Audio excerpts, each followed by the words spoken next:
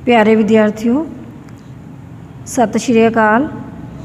मैं Suman, Punjabi lecturer, Jiwanmal senior secondary school Zira. अज असीं 12वीं जमात के पाठक्रम में शामिल अमृता प्रीतम की स्वै जीवनी रसीदी टिकट विचों लए गए पाठ मैं ते मेरे दार जी बारे विचार चर्चा करांगे। अमृता प्रीतम पंजाबी की एक बहुत ही प्रसिद्ध कवित्री हुई है। उन्होंने हर प्रकार का साहित्य लिखिया वै। उन्होंने कवितावां, नावल ते होर साहित्य के कई अंशां बारे लिखिया है। उन्होंने अपनी स्वै जीवनी नूं रसीदी टिकट विच अंकित किया है। जिहड़ा पाठ मैं ते मेरे दार जी अज असीं पढ़ांगे ਉਹ ਉਹਨਾਂ ਦੀ ਸਵੈ ਜੀਵਨੀ ਰਸੀਦੀ ਟਿਕਟ ਦਾ ਹੀ ਇੱਕ ਅੰਸ਼ ਹੈ।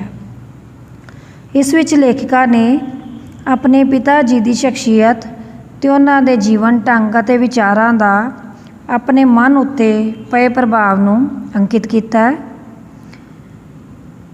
ਅਮ੍ਰਿਤਾ ਪ੍ਰੀਤਮ ਨੇ ਜਦੋਂ ਲਿਖਣਾ ਸ਼ੁਰੂ ਕੀਤਾ ਤਾਂ ਲੇਖਿਕਾ ਦੱਸਦੀ ਹੈ ਕਿ ਸੰਨ 1936 ਦੇ ਮੁੱਢ ਵਿੱਚ ਉਸ ਦੀ ਪਹਿਲੀ ਕਿਤਾਬ ਛਪੀ।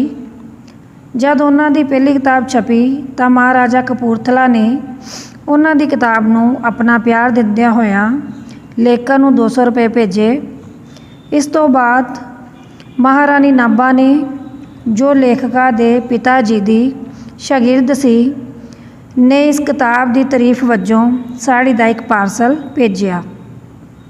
यह इनाम डाक विच आए सन।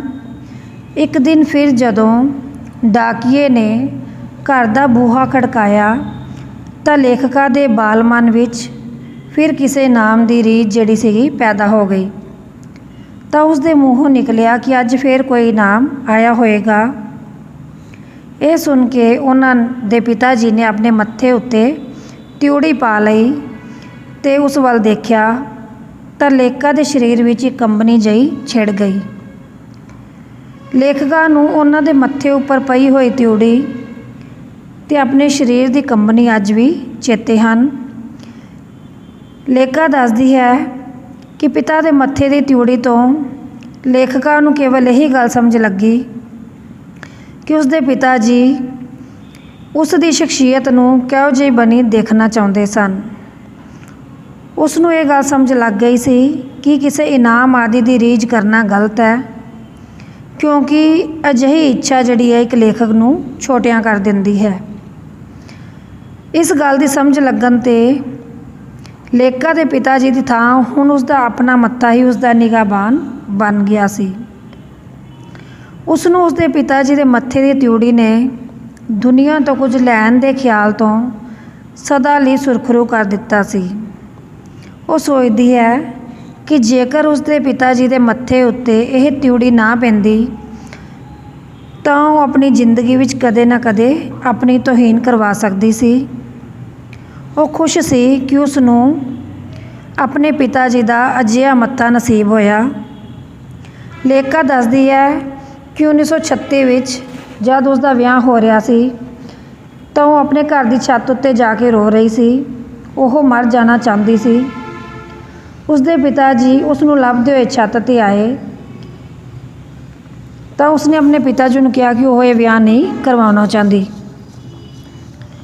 असल विच बरात खाना खा चुकी सी तो उसके पिता जी नूं सुनेहा मिलिया कि वो कहन कि जेकर कोई रिश्तेदार पूछे तो ये कह देन कि उन्होंने इन्ने 1000 रुपये नकद जिहड़ा वा दाज विच मिले हैं। उसके पिता जी के कोल इन्ने पैसे नहीं सन, इस करके वो घबरा गए। लेखिका नूं जदों इस गल का पता लगा तो उसने सोचा कि वह मर जाए। उसके पिता जी की घबराहट नूं समझ के लेखिका की मर चुकी माँ की एक सहेली प्रीतम कौर जो उस विआह में शामिल सी उसने अपने हत्थ दियाँ सारियां सोने दियां चूड़ियाँ ला के उसके पिता जी अगे रख दित्तियां। ये देख के लेखिका के पिता जी दी अखां भर आईयां। फिर पता लगा कि ये जिहड़ा सुनेहा मिलिया सी ये गलत सी। ये सिर्फ कुछ रिश्तेदारां दे मन की तसल्ली लई गल फैलाई गई सी। लड़के वाले किसी प्रकार का दाज लैण दे इच्छुक नहीं सन। ਇਹ ਪਤਾ ਲੱਗਣ 'ਤੇ ਪ੍ਰੀਤਮ ਕੌਰ ਨੇ ਮੁੜ ਚੂੜੀਆਂ ਆਪਣੇ ਹੱਥਾਂ ਵਿੱਚ ਪਾ ਲਈਆਂ, ਪਰੰਤੂ ਉਸ ਔਰਤ ਲਈ ਲੇਖਕਾ ਦੇ ਮਨ ਵਿੱਚ ਹਮੇਸ਼ਾ ਸਤਿਕਾਰ ਬਣਿਆ ਰਿਹਾ। ਲੇਖਕਾ ਦੱਸਦੀ ਹੈ ਕਿ ਜਦੋਂ 5 ਕੁ ਸਾਲਾਂ ਦੀ ਸੀ ਤਾਂ ਉਸ ਦੇ ਪਿਤਾ ਜੀ ਨੇ ਉਸ ਤੋਂ ਬੋਲੀ ਸਾਹਿਬ ਗੁਰਦੁਆਰੇ ਵਿੱਚ ਭਰੀ ਸੰਗਤ ਵਿੱਚ ਬਿਨਾਂ ਬੋਲਿਆਂ ਅਰਦਾਸ ਕਰਵਾਈ ਸੀ। ਲੇਖਕਾ ਦੇ ਪਿਤਾ ਜੀ ਨੇ ਉਸ ਨੂੰ ਦੱਸਿਆ ਸੀ। ਉਹ ਇਹ ਅਰਦਾਸ ਉਸ ਨੂੰ ਕਈ ਦਿਨ ਪਹਿਲਾਂ ਚੇਤੇ ਕਰਵਾਉਂਦੇ ਰਹੇ ਸਨ। ਪਿਤਾ ਜੀ ਦੀ ਤਾਕੀਦ ਸੀ ਕਿ ਉਸਨੇ ਆਲੇ ਦੁਆਲੇ ਬੈਠੀ ਸੰਗਤ ਬਾਰੇ ਕੁਝ ਵੀ ਨਹੀਂ ਸੋਚਣਾ, ਅੱਖਾਂ ਬੰਦ ਕਰਕੇ ਆਪਣਾ ਧਿਆਨ ਪਰਮਾਤਮਾ ਵੱਲ ਲਗਾ ਕੇ ਅਰਦਾਸ ਕਰਨੀ ਹੈ, ਸਾਰਾ ਧਿਆਨ ਅਰਦਾਸ ਵਿੱਚ ਰੱਖਣਾ ਹੈ। ਇਸ ਤਰ੍ਹਾਂ ਉਸ ਨੂੰ ਕੋਈ ਲਫ਼ਜ਼ ਨਹੀਂ ਭੁੱਲੇਗਾ। ਲੇਖਕਾ ਨੂੰ ਜਾਪਦਾ ਹੈ ਕਿ ਇਹ ਗੱਲਾਂ ਉਸ ਦੀਆਂ ਰਗਾਂ ਵਿੱਚ ਉਤਰ ਗਈਆਂ। ਸਾਰੀ ਉਮਰ ਉਸ ਦਾ ਧਿਆਨ ਆਪਣੇ ਲਫ਼ਜ਼ਾਂ ਨਾਲ ਜੁੜਿਆ ਰਿਹਾ। ਜਿਸ ਵੇਲੇ ਉਹ ਲਿਖ ਰਹੀ ਹੁੰਦੀ ਤਾਂ ਉਹ ਪੂਰੀ ਦੀ ਪੂਰੀ ਉਸ ਵਿੱਚ ਸਮਾਈ ਹੁੰਦੀ। ਉਸ ਨੂੰ ਕਦੇ ਖਿਆਲ ਨਹੀਂ ਆਉਂਦਾ ਕਿ ਲੋਕ ਇਸ ਨੂੰ ਪੜ੍ਹ ਕੇ ਕੀ ਸੋਚਣਗੇ। ਨਿੰਦਾ ਉਸਤਤ ਕੀ ਹੁੰਦੀ ਹੈ ਉਸ ਉਮਰ ਵਿੱਚ ਉਹ ਨਹੀਂ ਸੀ ਜਾਣਦੀ, ਪਰ ਉਸ ਦੇ ਪਿਤਾ ਜੀ ਜਾਣਦੇ ਸਨ ਅਤੇ ਉਹਨਾਂ ਉਸ ਦੇ ਵਜੂਦ ਵਿੱਚ ਵੀ ਇਹ ਕਣੀ ਪਾ ਦਿੱਤੀ ਸੀ ਅਤੇ ਉਸ ਦਾ ਮਨ ਛੇਤੀ ਟਿਕਾਣੇ ਆ ਜਾਂਦਾ ਰਿਹਾ। ਪਿਤਾ ਜੀ ਦੀ ਸ਼ਖਸੀਅਤ। ਲੇਖਕਾ ਆਪਣੇ ਪਿਤਾ ਜੀ ਨੂੰ ਦਾਰ ਜੀ ਕਹਿ ਕੇ ਬੁਲਾਉਂਦੀ ਸੀ। ਉਹ ਹਮੇਸ਼ਾ ਕਿਤਾਬਾਂ ਵਿੱਚ ਖੁੱਬੇ ਰਹਿੰਦੇ, ਪ੍ਰਾਚੀਨ ਖਰੜੇ ਪੜ੍ਹਦੇ ਰਹਿੰਦੇ, ਸਿੱਖ ਇਤਿਹਾਸ ਦੀਆਂ ਕੁਰਬਾਨੀਆਂ ਦੀ ਗੱਲ ਕਰਦੇ ਤਾਂ ਉਹਨਾਂ ਦਾ ਗਲਾ ਭਰ ਜਾਂਦਾ। ਉਹਨਾਂ ਸਿੱਖ ਇਤਿਹਾਸ ਦੀਆਂ ਕਈ ਘਟਨਾਵਾਂ 'ਤੇ ਸਲਾਈਡ ਬਣਵਾਏ। ਉਦੋਂ ਖਾਮੋਸ਼ ਫਿਲਮਾਂ ਦਾ ਜ਼ਮਾਨਾ ਸੀ ਅਤੇ ਵੀਡੀਓ ਵਰਗੀ ਗੱਲ ਅਜੇ ਕਿਸੇ ਦੇ ਸੁਪਨੇ ਵਿੱਚ ਵੀ ਨਹੀਂ ਸੀ। ਉਹਨਾਂ ਨੇ ਆਪਣੀ ਹੈਸੀਅਤ ਤੋਂ ਵੱਧ ਖਰਚ ਕਰਕੇ ਸਲਾਈਡ ਦਿਖਾਉਣ ਵਾਲੀ ਮਸ਼ੀਨ ਖਰੀਦੀ, ਜਿਸ ਦੇ ਸਾਹਮਣੇ ਕਿਸੇ ਵੱਡੀ ਕੰਧ ਉੱਤੇ ਸਕਰੀਨ ਲਾ ਕੇ ਉਹਨਾਂ ਨੂੰ ਵਿਖਾਇਆ ਜਾਂਦਾ ਸੀ। ਇੱਕ ਵਾਰੀ ਮੁਜੰਗ ਜਾਂ ਕਿਸੇ ਹੋਰ ਗੁਰਦੁਆਰੇ ਵਿੱਚ ਰਾਤ ਵੇਲੇ ਉਹਨਾਂ ਬਾਹਰ ਕੰਧ ਉੱਤੇ ਸਕਰੀਨ ਲਾ ਕੇ ਸਲਾਈਡ ਦਿਖਾਉਣੇ ਸ਼ੁਰੂ ਕੀਤੇ। ਲੋਕ ਇਹ ਅਚੰਭਾ ਵੇਖ ਰਹੇ ਸਨ।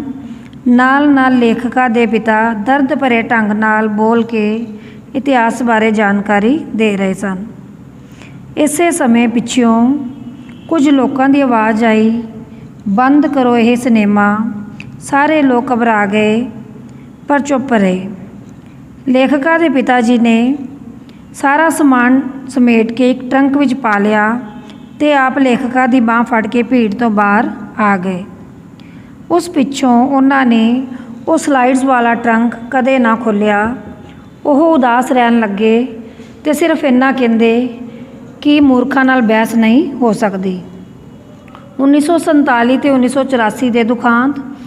1947 ਵਿੱਚ ਧਰਤੀ ਨੂੰ ਚੀਰ ਦੇਣ ਵਾਲਾ ਦੁਖਾਂਤ ਵਾਪਰਿਆ, ਪਰ ਉਸ ਸਮੇਂ ਲੇਖਕਾ ਦੇ ਪਿਤਾ ਜੀ ਨਾ ਰਹੇ। ਉਹ 1946 ਵਿੱਚ ਚਲਾਨਾ ਕਰ ਗਏ ਸਨ। ਲੇਖਕਾ ਮੈਂ ਤੱਤੀ ਧੀ ਪੰਜਾਬ ਦੀ ਵਰਗੀ ਕਵਿਤਾਵਾਂ ਲਿਖਦੀ ਰਹੀ। ਉਸਨੇ ਘਰੋਂ ਬੇਕਾਰ ਹੋਈ ਅਤੇ ਆਪਣੇ ਵਤਨ ਵਿੱਚ ਜਲਾ ਵਤਨ ਹੋ ਕੇ ਰਹਿ ਗਈ ਅਨੁਭਵ ਕੀਤਾ। ਫਿਰ 1984 ਦੇ ਦੰਗਿਆਂ ਵਿੱਚ ਦਿੱਲੀ ਅਤੇ ਕਈ ਹੋਰ ਸ਼ਹਿਰਾਂ ਦੀ ਮਿੱਟੀ ਲਹੂ ਨਾਲ ਭਿੱਜ ਗਈ। ਉਸ ਸਮੇਂ ਲੇਖਕਾ ਕੋਲ ਸਿਰਫ ਕਲਮ ਹੀ ਸੀ ਅਤੇ ਉਹ ਤੜਫ ਕੇ ਹਵਾਵਾਂ ਨੂੰ ਕਹਿੰਦੀ, ਚਾਨਣ ਰੋਜ਼ ਚੁਗਲੀਆਂ ਖਾਂਦਾ ਅਤੇ ਹਨੇਰਾ ਘਰਾਂ ਦੀ ਕੁੰਡੀ ਖੋਲ੍ਹ ਦਿੰਦਾ, ਰੋਜ਼ ਨੀਂਦਰ ਦੀ ਛੱਤ ਚੌਂਦੀ, ਬਾਹਰ ਚੀਕਾਂ ਦਾ ਮੀਂਹ ਵਸਦਾ।